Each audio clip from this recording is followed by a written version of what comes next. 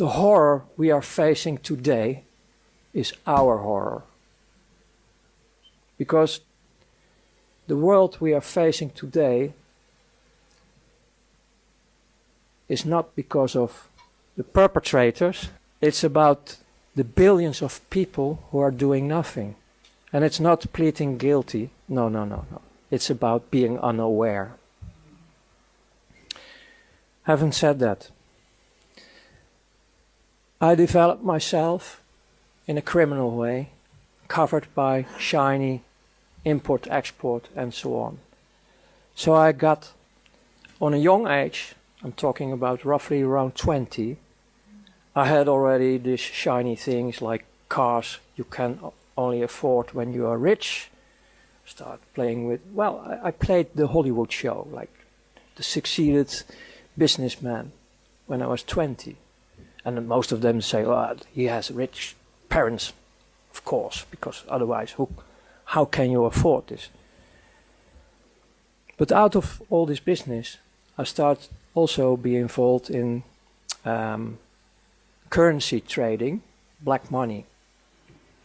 So I start to be making a little bit of business with money. And then one of the guys in Brussels, who was one of my partners in dealing with currencies, said, hey, you run around the clock daily with all your business and activities. Why don't you go in the money trading? We have license available and we can make a deal. And we did this through offshores, like nothing on your name. And it could be a nice career for you. There was one condition, a warning ahead. You have to put your conscience in the freezer in minus 100 degrees. And I say, no problem. Hey, I'm nearly dead, so no problem. So I became, step by step, a servant of the big money, step by step. It was still taking some years to come in the higher regions. And I get more and more excitements, like from Russia, Secret Service. They printed better dollars, American dollars, than the American dollars who were circulating from the Federal Reserve. Better quality. And they were printed, made in the USSR. And we get the assignment, we get our commissions, and we get the assignment to dump this in the market through bigger drug dealers,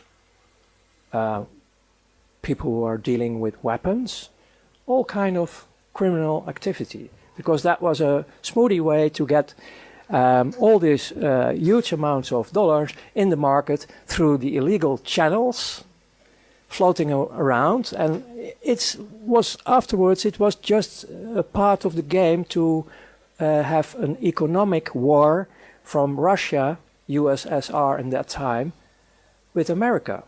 And in the opposite way they did the same. But I didn't know that in that time.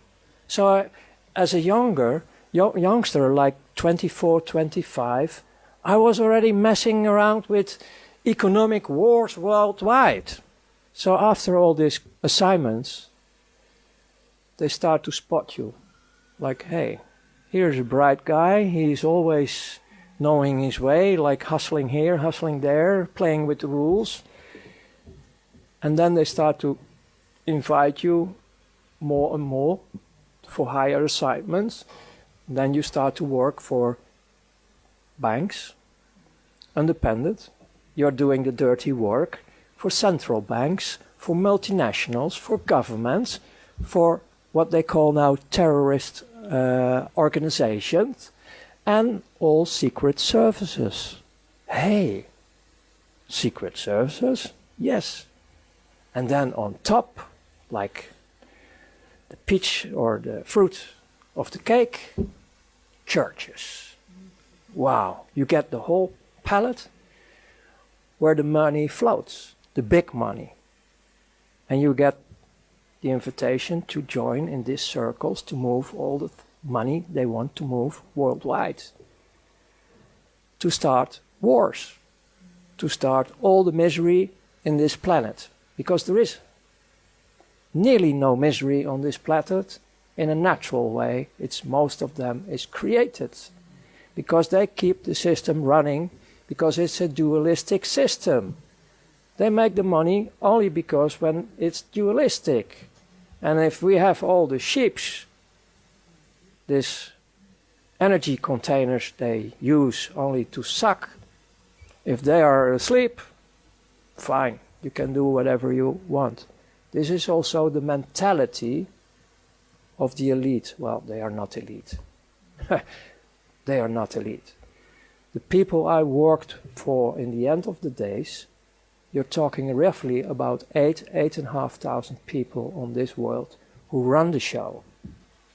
In the end, because I can give you all the details about everything I did in this world, like indirectly I was killing people. Like you are in a stealth bomber, dropping bombs. I did this financial-wise as missions, like destroying temporarily the economy of Italy.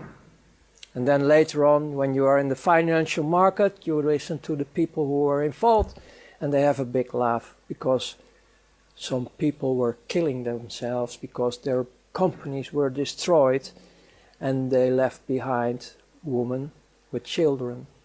And we have only a laugh about it. We joined it. That's the world I come out. My turning point was that I was so good in everything I did with my team that I was, in their opinion, ready for the last stage, to be invited and sacrifice of children. That hits me. That was really going through my bunker. I couldn't handle it. It was hitting me like hell. I didn't go there. And I started to malfunction. And my whole career falls apart. And the last point I want to give you is, if we want to have liberation, don't look at outside anymore. The change will be from inside. We, the people on this planet, have to choose different, saying we don't want this anymore. It's enough. We can decide for ourselves to stand up, to be as one again, unity and diversity, and we can cooperate worldwide with each other. And tools for this are there, because one of the main tools you need to transform is the financial, monetary, banking system I was coming out. The tools are available, like healthcare, energy, everything is already available on this planet. The only thing we have to do is connect with each other, unite with each other worldwide, and say no more. Stand up, be the change yourself. And we will be liberating ourselves and our planet. And I can promise you, really promise you, because I have still a lot of contacts worldwide, the most still in the prison system, the dark forces around them, they are screaming because their child inside of this atomic bunker wants to go out in a safe world. And we can create this safe world for these heavily damaged children. So thank you.